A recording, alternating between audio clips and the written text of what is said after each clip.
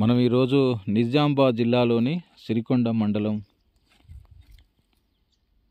గడ్కోల్ గ్రామ పంచాయతీ పరిధిలో ఉన్నాం. ఇక్కడ మా రేణుకమ్మ క్షేత్రస్థాయిలో సందర్శనకు వచ్చినప్పుడు ఇక్కడ ఉల్లిగడ్డ పంట రైతులు కొంచెం పండించే విధానం పరిశీలిస్తుంది. ఇక్కడ మీరు చూడొచ్చు, ఉల్లిగడ్డ పంట రైతు వాళ్ళ ఇంట్లోకి మందం కొద్దిగంత పండించుకుర్రు. ఇక్కడ ఇది అద్భుతంగా వచ్చింది. ఉల్లిగడ్డ మనందరం ఇంట్లో వాడతాం కదా, అంటే రైతులకు కావాల్సినంత వరకు కొంత పండించుకుంటున్నారు.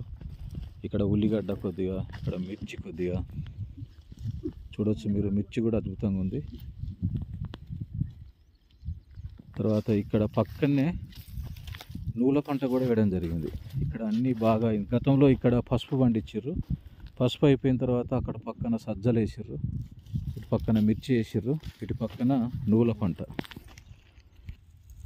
ఇక్కడ చూడొచ్చు, ఇది నూల పంట మొత్తము.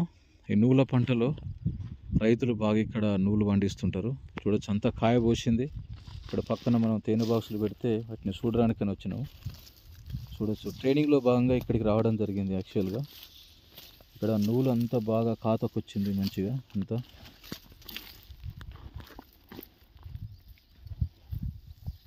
ఇప్పుడే అవుతుంది.